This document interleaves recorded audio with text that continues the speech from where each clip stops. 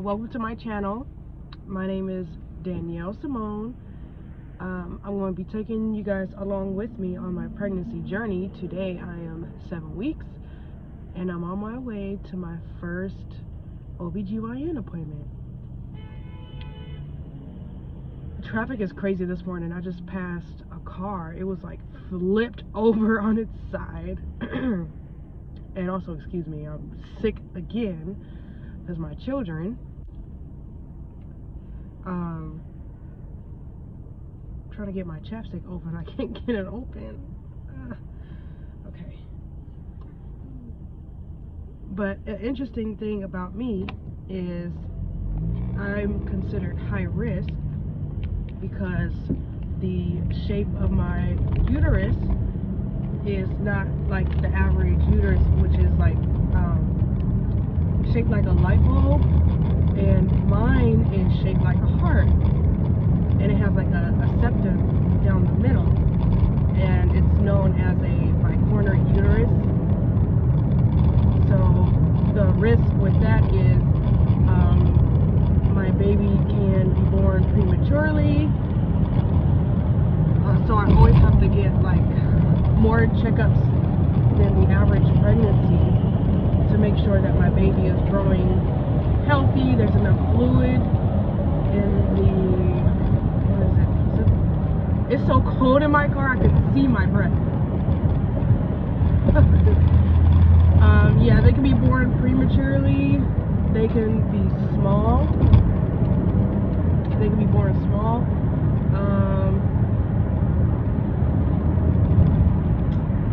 That's all I can think of right now. I think it's like pregnancy brain I have right now.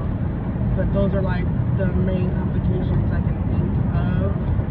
So a lot of my visits are like monitoring, you know, the baby, making sure the baby is growing okay. Now, thankfully, that all 3 of my children, I was able to deliver them vaginally, and they were all born at a healthy weight. They were all like 7 pounds, 11 ounces, and 21 inches. That was crazy. With my first son, my first pregnancy, I actually didn't find out the gender. I wanted it to be a surprise, and ended up being a boy, and we named him Naeem Malik. And my daughter, I wanted to find out because I had a feeling. I had this thing, like, I have a feeling I already know what I'm going to have and what people's going to have, or what someone else is going to have. I don't know what it's called, but I just be knowing stuff. I don't know if it's like my intuition, even not like not just pregnancy stuff, but I don't know. I just be knowing stuff, and someone ain't even got to tell me. But yeah, my second one, I knew for some reason I was going to have a girl, so I wanted to find out the gender. So the day I found out I was having a girl, I ran to Target and was buying like little girl stuff, baby girl clothes,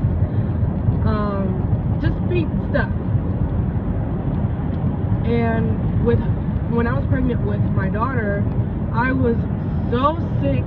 I couldn't keep anything down, not even water. I was actually in the ER a couple of times because I needed to be hydrated through an IV. And I was on Zofran. And I heard about the side effects and stuff from Zofran, but thank God she came out fine. She was perfect. And Zofran really helped me out. With my last pregnancy with my baby boy, Neri, during my first trimester, I wasn't really vomiting or nauseous or nothing like that. I had like food aversions. I didn't have an appetite. So I didn't really eat until my 3rd trimester. And girl,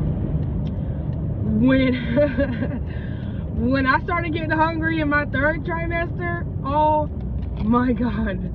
I was the biggest with my last baby. The last time I weighed myself when I was pregnant with him, I was like 7 months, I believe, and I was like 215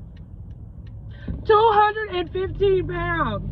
I was like, I'm not weighing myself no more. So like during the end of my pregnancy with him, the doctors were concerned because it looked like his growth had stopped. So I had to go in for weekly monitoring, make sure that he was okay.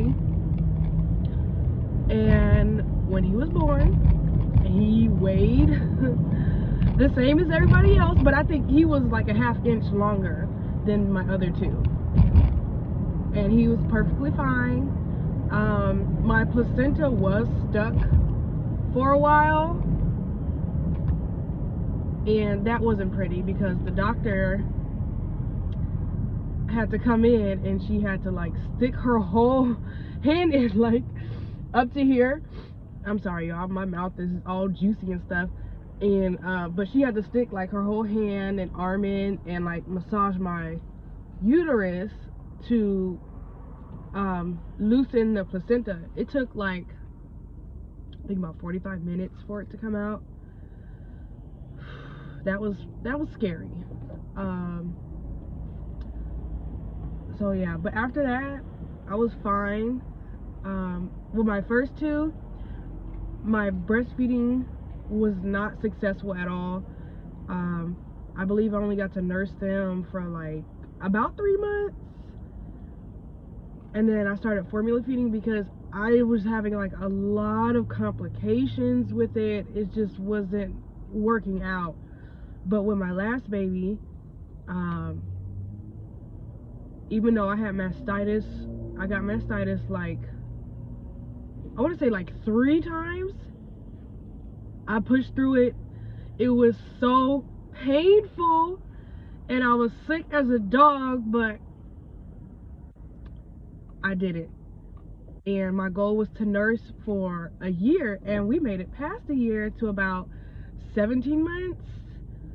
He nursed until he was about 17 months, and at first I was kind of weaning him, but then he just like, I'm not interested no more. And so, but a funny thing is, like, sometimes he will like lift up my shirt and put his head like on my stomach or on my chest, just skin to skin. I guess just reminiscing. I don't know. I think it's so cute. Okay, so I just parked. I have to get my son out of the car and head to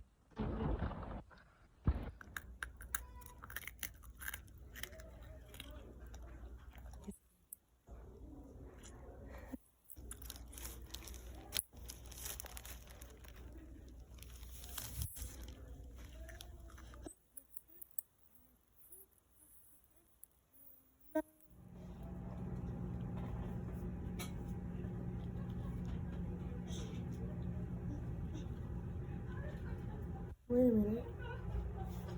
All right, so yes, so there definitely is more, although it's very early still. All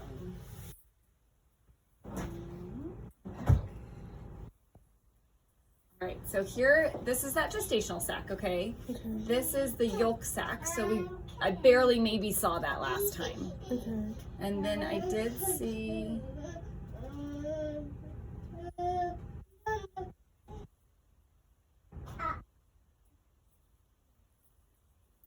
thought I saw a little heartbeat. That was kind of slow because it's always slow at the very beginning. Mm-hmm. Let me find it. There it is. What you doing?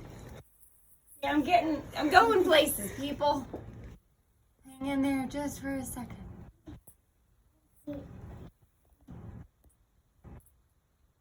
I'm looking right here. Okay. And you'll see a real slow little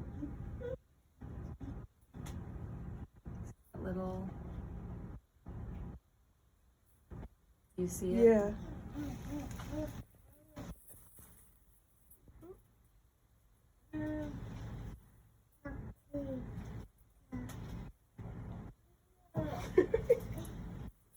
Hold it. What you doing? I know. See what's happening under that sheet. We're almost done. Oh, I think I see it. It's like right. I know. It's hard for me to hold. It was like right over here. Yeah, it's right in that bright area. There you see it there. Yeah.